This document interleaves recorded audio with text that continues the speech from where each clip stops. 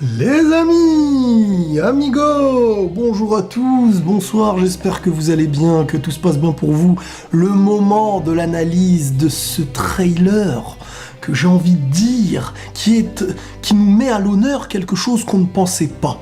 Alors, dans cette vidéo, je vais analyser au plus petit poil du générique, vraiment, qu'est-ce qui nous cache, les secrets du générique. Même moi je suis à la ramasse du trailer du film Broly qui va sortir en France, je sais pas quand. Au cinéma japonais ça va être en décembre 2018. En Amérique, c'est en janvier, donc nous, en France, ça risque d'être dans les alentours. Alors, à mes yeux, déjà, le générique, je vais pas comprendre. Le trailer annonce et montre plein d'ingrédients d'un film qui, à mes yeux, peut être, et je le maintiens ce que je disais, hein, après je peux me tromper, mais qui peut être le meilleur film Dragon Ball à mes yeux. On va être honnête, personne ne pensait pouvoir revoir Broly, du moins la grande majorité. L'élément qui a donné un petit peu d'espoir et qui a fait dire certaines choses, c'est le trailer de Kale, quand on a vu Kale qui se transformait. Avant ça, il y avait ceux qui étaient « Non, Broly, non, non, non », il y avait ceux qui étaient « Broly, oui, etc. » Mais à mes yeux, presque personne ne pouvait imaginer qu'on réutilise, j'ai envie de dire, Broly. Avant le trailer de Kale qui se transforme en guerrier berserker, machin, le trailer qui était apparu pour annoncer le tournoi du pouvoir. C'est ça qui a, à mes yeux, un petit peu donné l'option de se dire, tiens, univers 6, il y a Kale. Cette transformation univers 7, étant donné que les univers sont quand même l'un qui est un petit peu la copie de l'autre dans les gros éléments, ce serait gros que ce soit Broly. Mais si ce n'est pas lui, pourquoi le copier dans l'autre univers? Enfin bref, ça donne raison à cette idée. Du moins, pour l'instant, si Broly qu'on va voir là sera dans l'univers 7. Bref, on va prendre les images du trailer et on va un petit peu analyser à la suite. Donc, histoire originale et caractère design par Akira Toriyama. De toute manière, ça, ils vont toujours le mettre parce que c'est ce qui fait vendre et c'est ce qui va attirer logiquement. Même si c'est peut-être vrai ou pas, mais bref, on s'en fiche. Alors, on voit Goku au début qui mange avec Whis et tout ça. Je pense que c'est l'après-tournoi.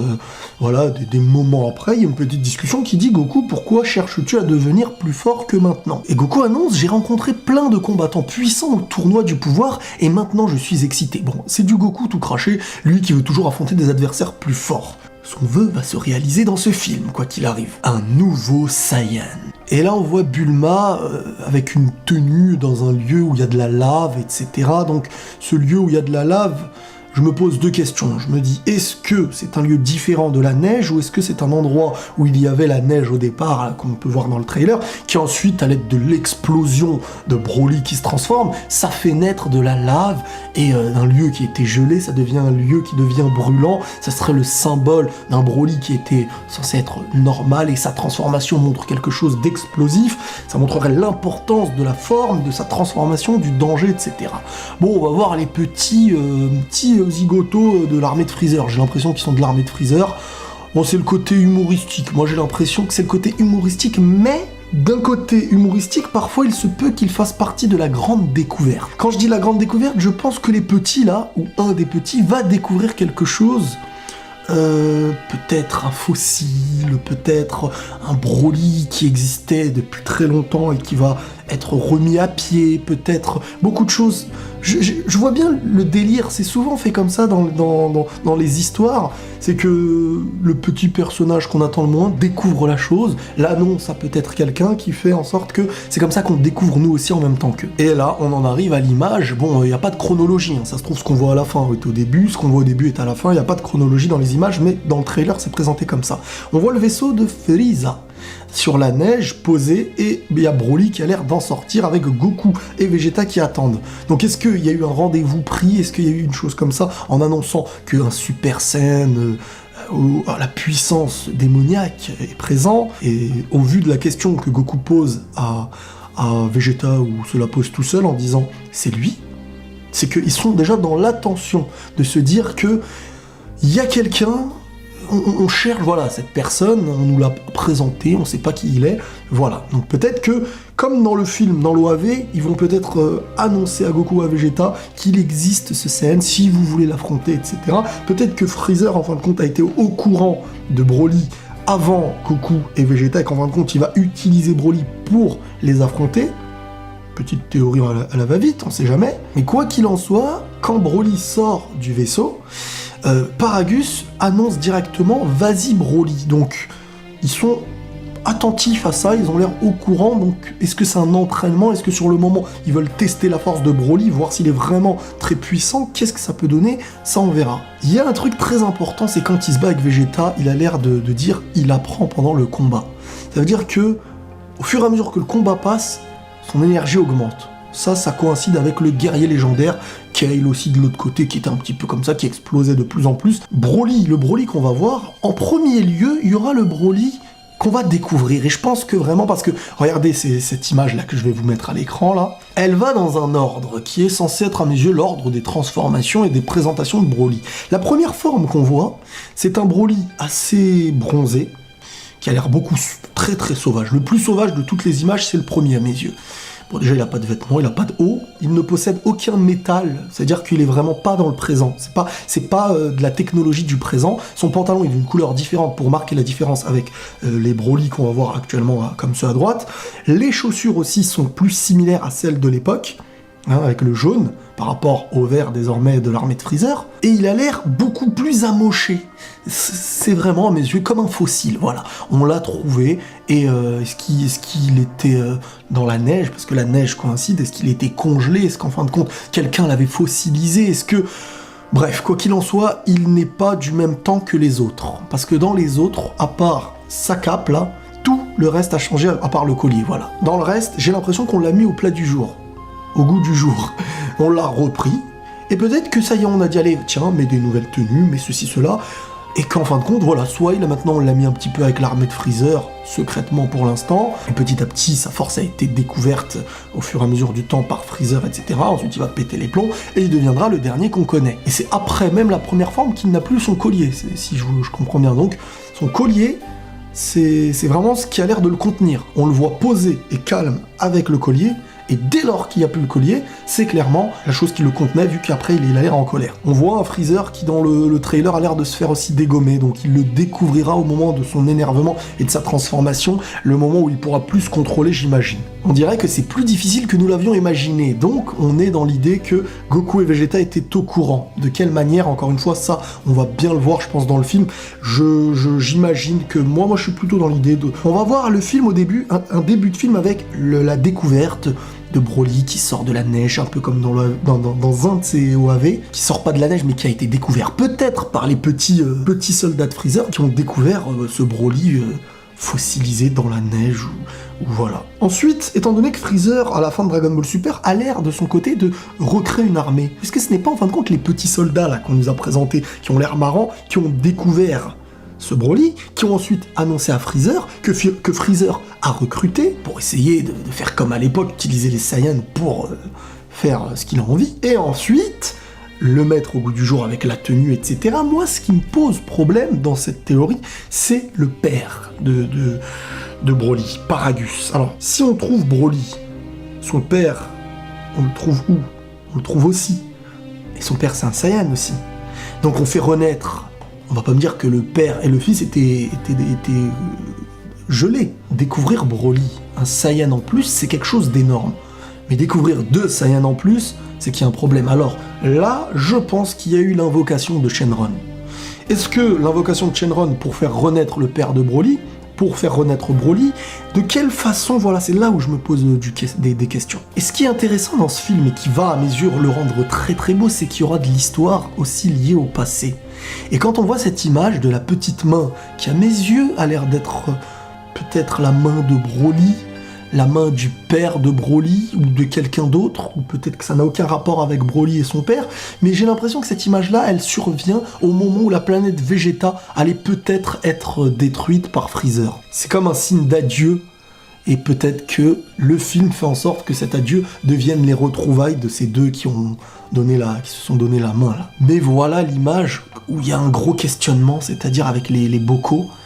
Alors, est-ce que on voit 1, 2, est-ce que ce serait Broly, Goku? Est-ce que Broly ne serait pas, en fin de compte, un Saiyan en qui on a développé en lui le maximum qu'un Saiyan peut atteindre, en dehors de ce qui avait utilisé par Whis, Beerus, Saiyajin Blue, etc., cheveux rouges.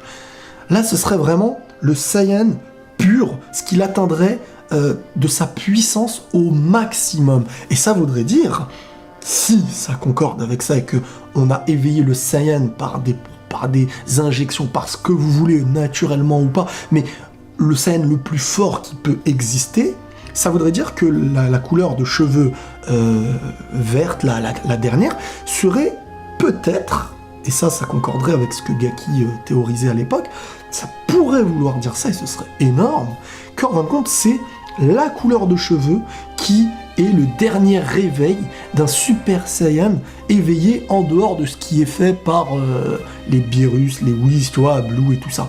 Le Blue ne peut pas être atteint à mes yeux naturellement. Mais la forme avec les cheveux verts, comme on a pu voir Kale dans l'autre univers, etc., est-ce qu'elle est innée à une seule personne qui vient tous les 1000 ans, ou est-ce qu'en fin de compte, ça devient la forme la plus haute, presque inatteignable d'un Saiyajin, et que grâce à certaines expériences, ou au fait que Broly soit le plus puissant des Saiyans de base, sans passer dans l'au-delà, un entraînement Whis, etc., qui fait que cette transformation soit comme ça. Tu vois, il y a plein de questionnements qui peuvent se poser aujourd'hui. Ah, à l'époque, tout le monde nous disait « taisez-vous, non, faut pas en parler ». Eh ben aujourd'hui, quand on en parle, les gens ne peuvent plus dire « taisez-vous » sur ça. Parce qu'en fin de compte, ce qui se posait comme question avant, en fin de compte, c'était pas aussi bête que ça. La vidéo de Gaki, par exemple, de l'époque, n'était pas aussi bête que ça. Quand on voit le film d'aujourd'hui, et les questionnements qu'on peut se poser. Il n'y a aucun rapport avec la chronologie de l'OAV qui était non canon, mais tout simplement le questionnement de la forme de Broly, qui est canon. Donc, savoir réfléchir et théoriser, ce n'est pas que bébête en soi. Et voilà l'image que tout le monde se questionne. Qui sont les deux personnages là qu'on voit de dos? Alors, la première fois qu'on voit ça à gauche, il y a deux choses qui me viennent en tête. Il y a Tarble, le frère de Vegeta qu'on a vu une seule fois dans un petit film OAV, je sais pas quoi. Et à droite, le roi Vegeta. Donc ça voudrait dire un père et un fils. La tenue ressemble très fortement à celle de Kiabe. Mais à mes yeux, ce n'est pas Kiabe. Après, ça l'est peut-être, hein. Il est mince, il a la même coupe, etc. C'est probable. Ça peut vraiment être de l'univers 6, et qu'on voit dans ce film de l'univers 6 et de l'univers 7. Mais de ce que je pense, ce serait la tenue des anciens Saiyans de l'univers 7 qui avait été évoqué, je crois, par Vegeta quand il avait vu pour la première fois la tenue de Kiabe lors de leur duel. Enfin, avant le duel, quand ils les ont aperçus. Donc à droite, je me dis, soit c'est le père de Broly, plus jeune, Paragus, soit c'est le roi Vegeta. Et soit c'est un personnage qu'on va découvrir un peu plus tard. Mais ça a l'air d'être dans le passé. Au vu de la tenue à gauche, soit c'est l'univers 6, soit c'est dans le passé de l'univers 7. Parce que dans l'univers 6, la tenue qu'on voit à droite, elle existe. J'ai pas vu de Saiyan avec cette tenue. Enfin, peut-être quand Kiabe était dans l'anime. Enfin bref. Quand il avait été voir l'autre pour participer au tournoi du pouvoir. Bref, à la fin du trailer, on voit Broly qui commence à exploser de cette forme qu'on aime tous et qui a l'air d'être au-delà de la forme Blue. Parce que Goku Blue a l'air de flipper. Il est à moitié en tenue déchirée, donc la forme Blue sera en dessous de la forme de Broly. Déjà, on avait vu Kale, quand elle s'était transformée dans cette forme, je l'avais dit pendant l'épisode, quand elle tartinait Goku en Saiyajin Blue, les gens me disaient « oui mais non, je sais pas quoi », mais moi je ne donne pas d'avis, je dis ce que j'avais vu. Et rappelez-vous ce qu'on avait vu, quand Goku Blue était face à Kale en mode berserker, elle le bougeait de partout, il lui a fait un Kamehameha en Blue, elle marchait devant lui. Donc certes, c'est du clin d'œil à Broly et tout ça qu'on avait vu à l'époque, mais sur ce qu'on a vu, elle était devant. Après, Goku n'était pas encore en phase truc, il a été surpris, etc. Mais en tout cas, dans le film, là, la forme de Broly, la forme cheveux verts de Broly, est au-delà de la forme Blue. Et ça, c'est énorme. Ça, c'est une claque pour beaucoup d'entre nous. Parce que je reviens à tous ceux qui faisaient des théories du passé, je les faisais même pas, moi, ces théories-là. Enfin, j'en ai fait une quand j'avais parlé un petit peu, mais c'est intéressant, c'est pas bête en fait, c'était pas bête d'en parler. Même si à l'époque ça n'existait pas, même si à l'époque si on juge par rapport au film, c'est incomparable, parce qu'en jugeant la forme du film, qui se juge elle-même par rapport à l'ennemi.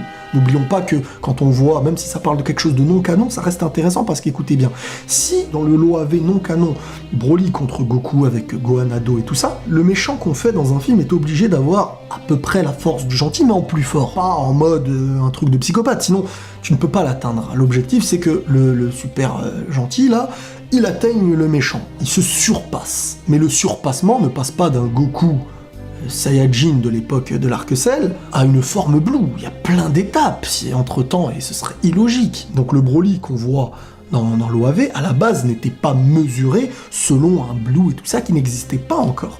Mais aujourd'hui, en réutilisant cette même forme qu'on rend canon, eh ben, on ne peut plus dire aux gens « taisez-vous ». Et c'est pour ça que moi j'ai toujours dit aux gens que il y a toujours des trucs intéressants à prendre. Et encore une fois, je reviens sur Gaki, parce que ça a été fait proprement ce qu'il a dit. À l'époque, ça paraissait comme de la théorie vulgaire, mais aujourd'hui, qui peut lui dire que c'était naze en fait? Parce que ça donne un peu raison à ce qu'il pensait, c'était de la théorie sympathique, etc. Mais ça lui donne raison, même si ce n'est pas le même Broly. Ça reste la même forme en soi, la même transformation, la même couleur, ne jouez pas sur les mots. Quoi qu'il en soit, c'est vraiment un film qui, à mes yeux, va être... C'est vraiment bien qu'il sorte au cinéma, parce que c'est un film à voir au cinéma. Déjà, la qualité du dessin, elle est nouvelle. Moi, j'ai rarement vu cette qualité de dessin Dragon Ball, je sais pas si je l'ai déjà vu. Dans les dessins, ça ressemble à ce qu'on voit dans les derniers épisodes de Dragon Ball Super. Mais dans les couleurs, etc., ça ressemble à quelque chose de l'époque, mais en mieux. Voilà un petit peu tous les petits indices qui font en sorte que... Voilà tous les petits indices qu'on a eu dans ce trailer. Broly va être un personnage de la trame originale. C'est un petit choc en soi quand même.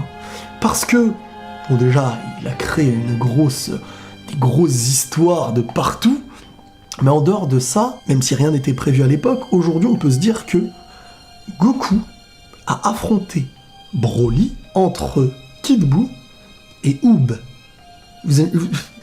À une époque, imaginez-vous quelqu'un dans le passé avait dit Goku va affronter Broly dans la période de l'après-Buu et avant Oob. On va tous le regarder, mais tous, hein, franchement je pense que tous. Et on va se dire, mais ce mec-là, il a pété les plombs. Le pourcentage qu'un mec, à la base non canon, parce que celui de l'OAV n'est pas celui-ci exactement, mais Broly, quand on te dit Broly, c'est Broly, ça ne reste qu'un personnage, et après il y a plein de choses qu'on peut en faire, le rendre canon, pas sa chronologie, ses cheveux, son slip, ce que tu veux, mais c'est Broly en soi. Et avant, quand on parlait de Broly, on ne se posait pas de questions. Parce que pour nous, rien ne pouvait être amené. Aujourd'hui, beaucoup d'entre nous, et moi le premier, avons bien compris une chose. C'est que ce qu'on pensait impossible, avant la première fois où on voit Kale se transformer, parce qu'avant ça, la majorité pensait impossible, et ben ça devient quelque chose d'un peu plus possible, rien que par le nom. C'est même pas l'histoire, c'est par le nom. Faire naître Broly, c'est une claque pour nous tous. Ouais. Voilà les amis, j'espère que cette analyse globale vous aura plu, et vraiment je suis très attentif, parce que là, tout le monde doit se taire. Je n'ai pas vu une personne ne pas aimer ce trailer. Voilà. Prenez tous soin de vous les amis, et la paix sur vous.